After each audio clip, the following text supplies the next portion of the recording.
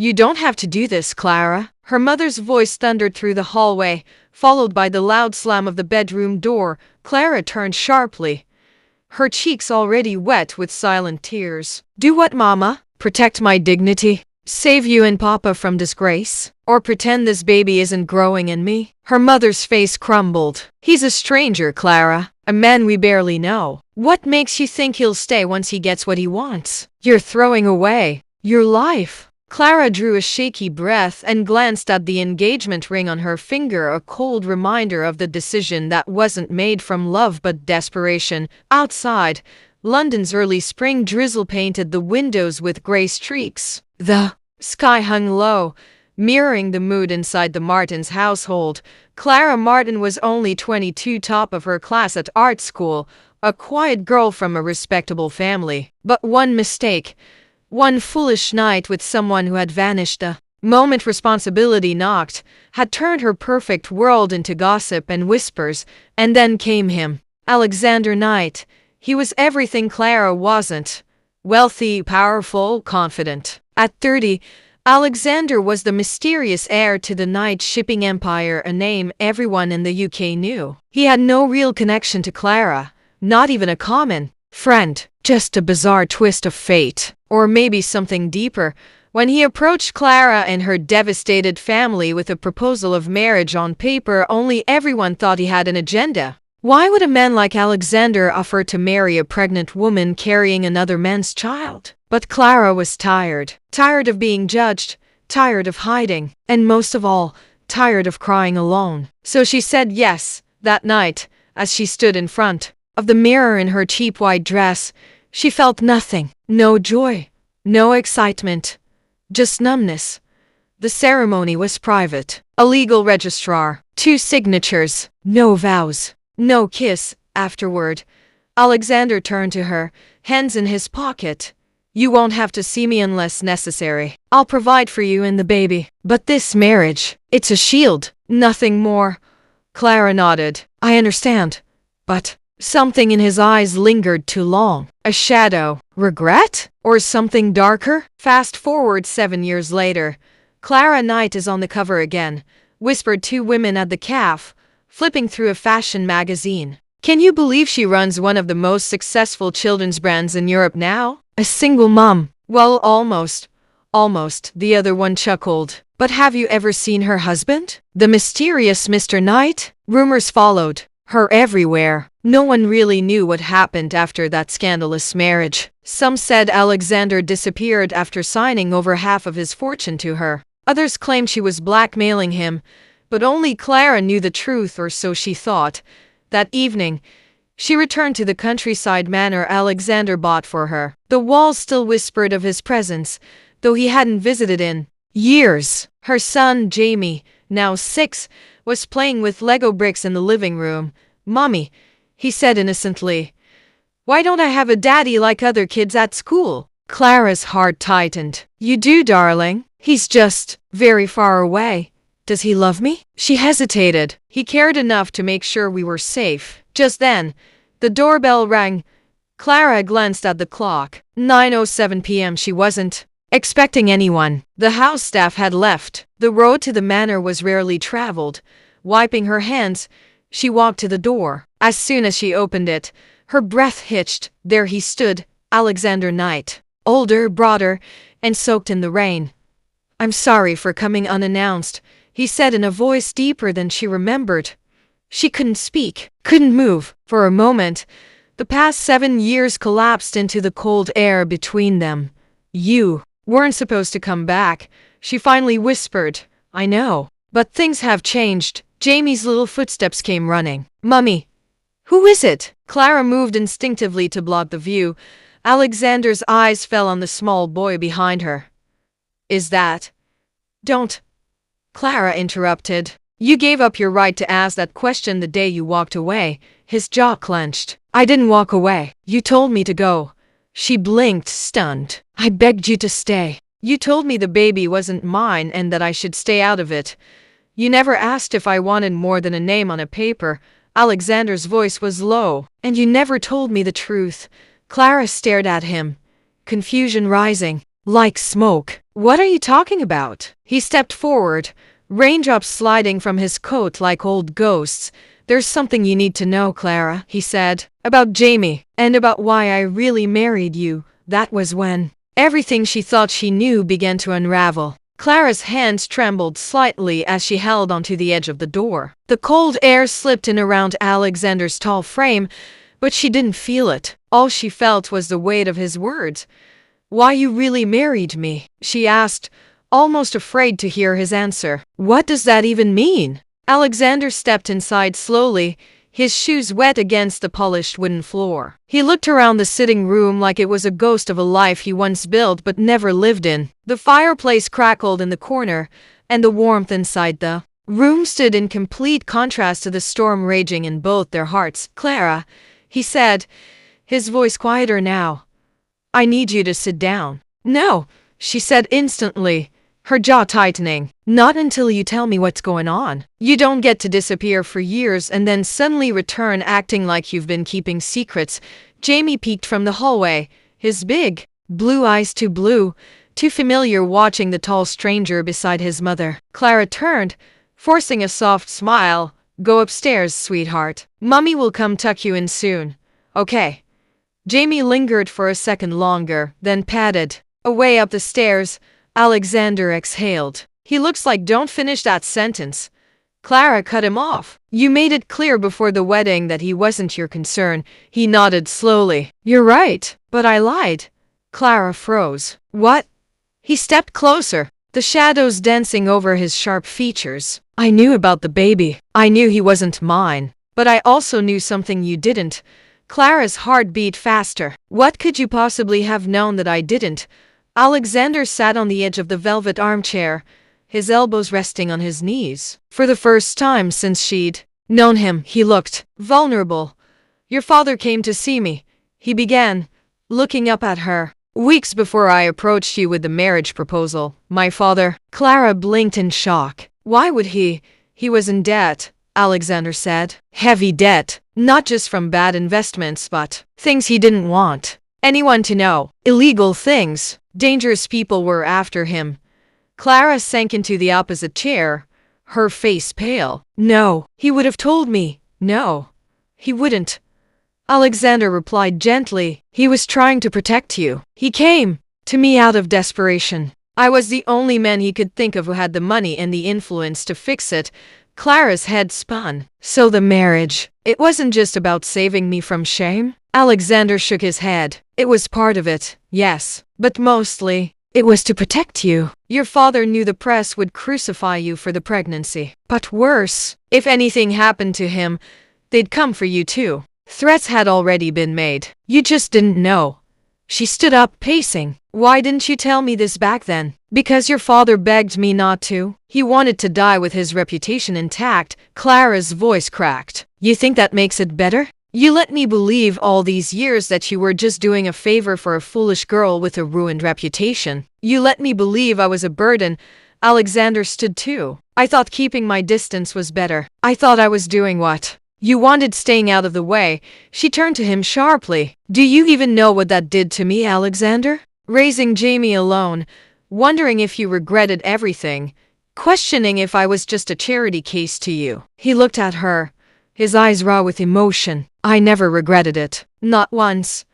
There was a long silence between them. The only sound was the ticking of the antique clock above the fireplace and the distant patter of rain against the glass.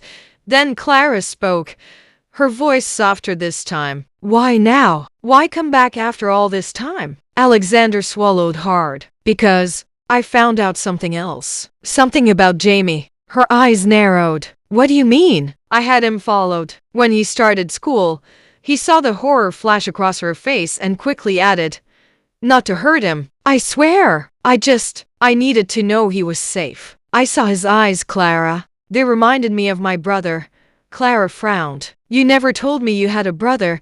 He died when I was 12. He had a rare genetic condition, one that runs in my family. Her breath caught. What condition? Heart arrhythmia, often misdiagnosed in children. I saw the way Jamie struggled during Parisi. In the footage, the way he held his chest afterward. And I panicked. Clara's knees gave way slightly as she sank back into the chair. Jamie has complained of tightness a few times. I thought it was anxiety.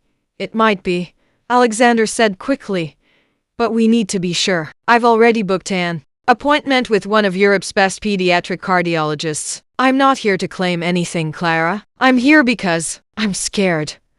She looked at him, tears swimming in her eyes. So, after all this time, you came back not because you wanted to be with us, but because you were afraid Jamie might be dying? Alexander's voice cracked. No, I came back because I realized I never really left you. That night, Clara lay awake, staring at the ceiling.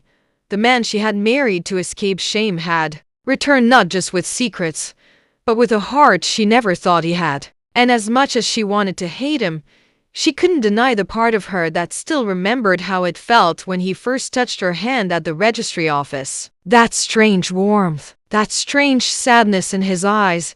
She thought she had buried those feelings long ago. But now, with him back, and Jamie possibly sick, everything was changing again. The hospital smelled like antiseptic and tension.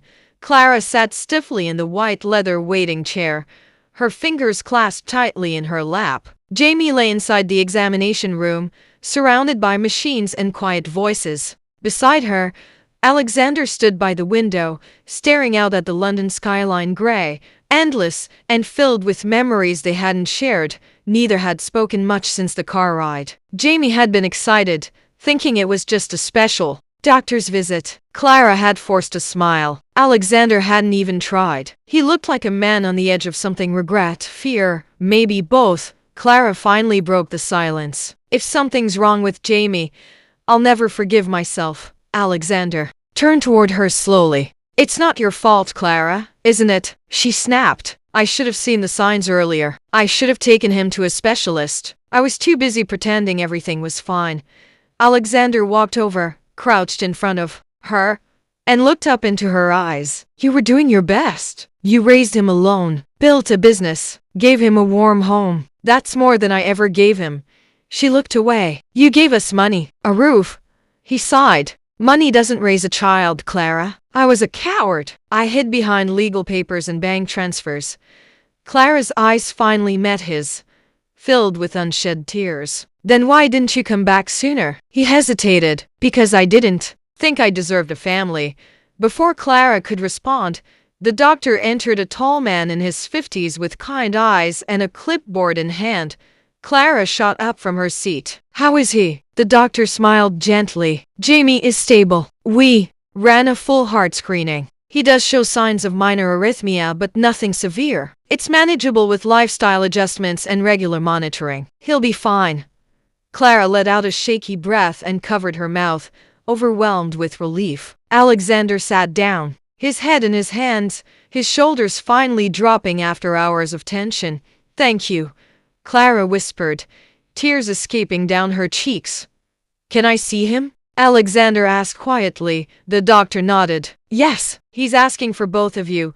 They walked in together. Jamie sat on the examination table, swinging his legs, looking small in the hospital gown but smiling like nothing had happened. Mummy, he said happily.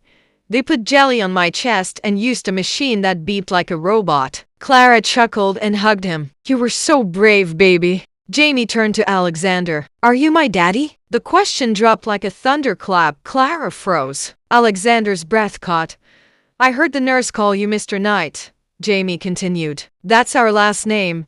Alexander walked slowly to the side of the bed, knelt down, and took Jamie's tiny hand in his. I'm not your real dad, Jamie, but I'm the man who married your mummy to protect her, and I've made a lot of mistakes. But if you'll let me, I'd like to be part of your life. Jamie tilted his head. Like a stepdaddy, Alexander chuckled, his voice rough. Something like that, Jamie thought for a moment. Okay, but only if you come to my football match on Saturday. Deal. Clara watched the exchange, a strange warmth blooming in her chest. It was awkward, imperfect, but it felt real. Later that evening, as they drove back to the countryside manor, silence filled the car again, but this time, it wasn't heavy. It was peaceful.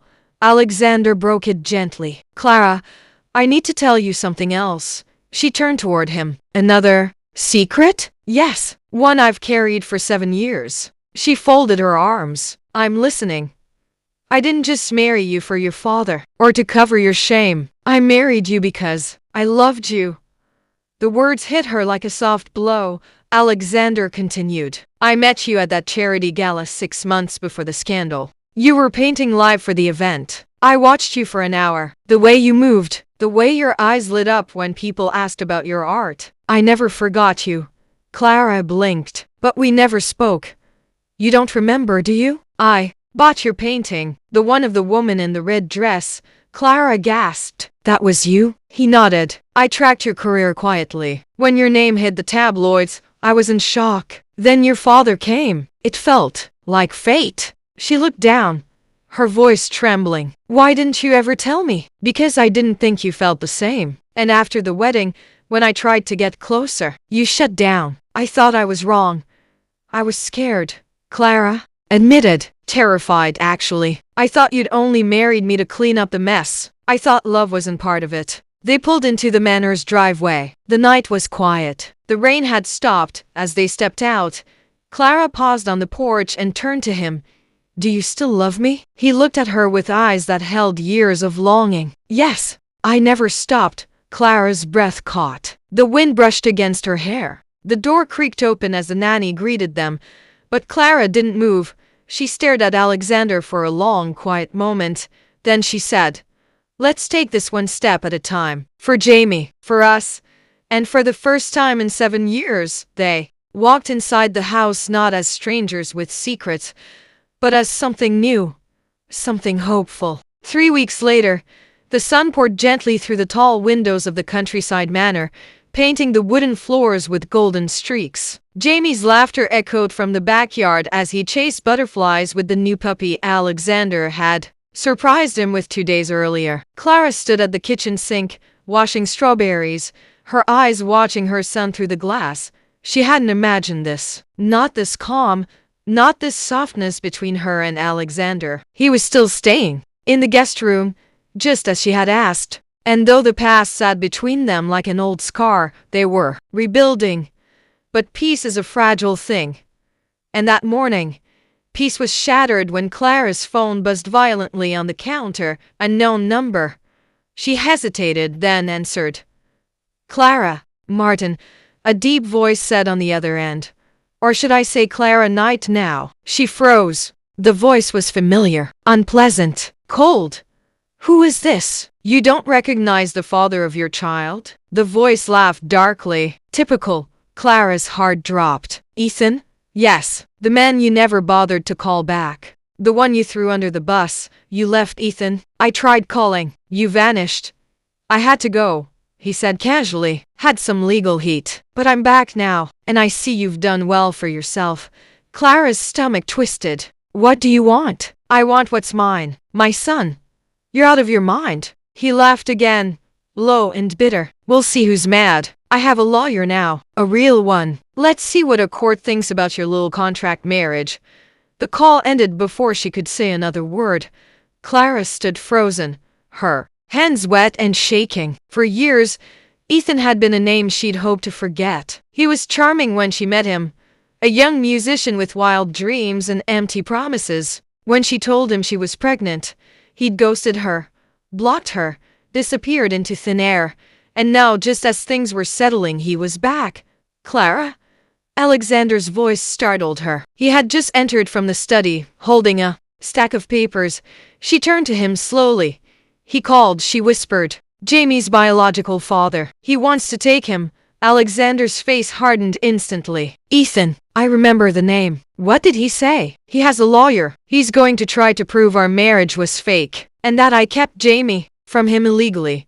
Alexander dropped the papers on the table. He's bluffing. What if he's not? He doesn't stand a chance, Alexander said firmly. He abandoned his child. No contact, no support, no involvement. No court would grant him rights now. But what if he twists things? What if he uses the fact that we've lived apart all these years? Alexander moved closer. Then, we fight, and we do it together. Clara looked up at him. I don't want Jamie dragged through this. I don't want him to know what kind of man his real father is. He won't, Alexander said, his jaw tightening. We'll shield him, and if it comes to court, I'll use every resource I have to protect him. You're not alone anymore, Clara. Tears pricked her eyes. I'm scared. Alexander gently took her hand. So am I. But we've come too far to let the past ruin us again.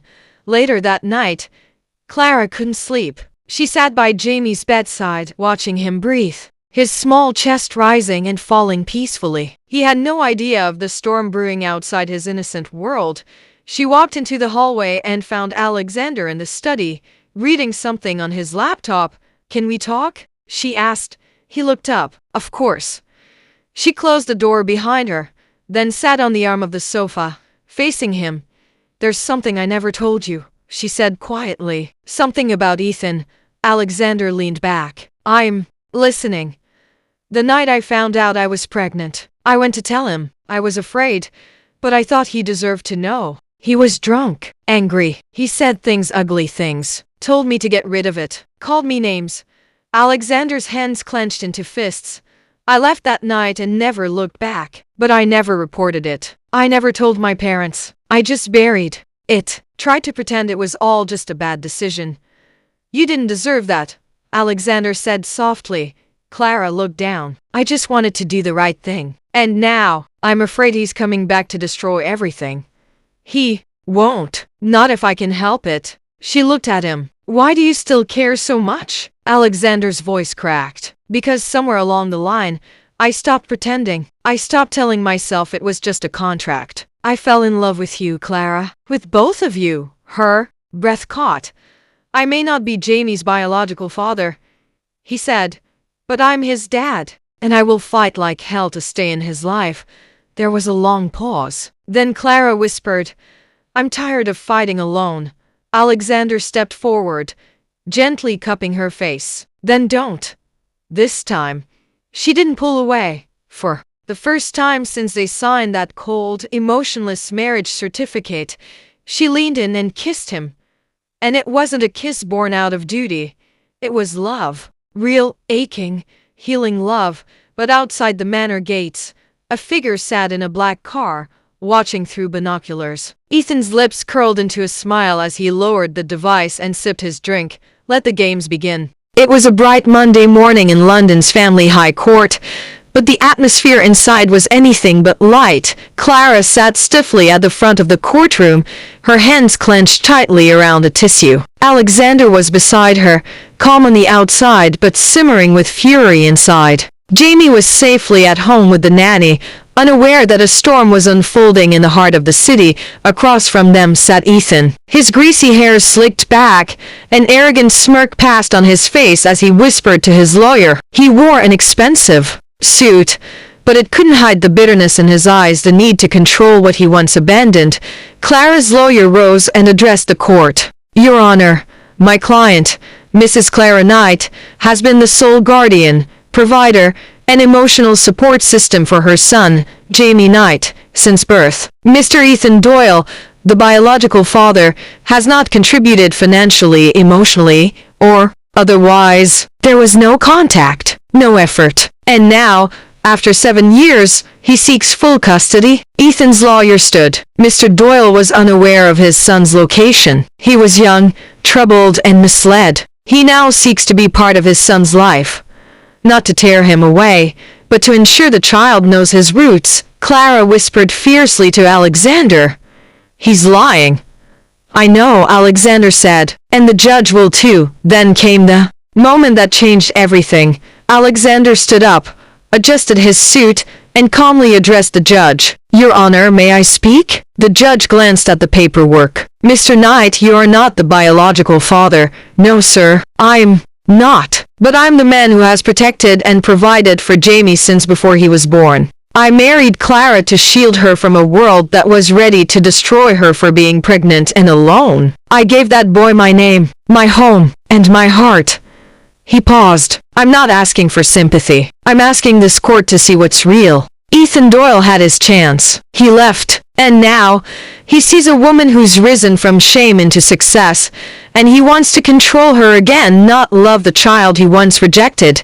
The courtroom fell silent. Even Ethan's smirk had vanished. The judge leaned forward. And what does the child want? Clara stood now, her voice steady. Jamie believes Alexander is his father. He calls him Dad.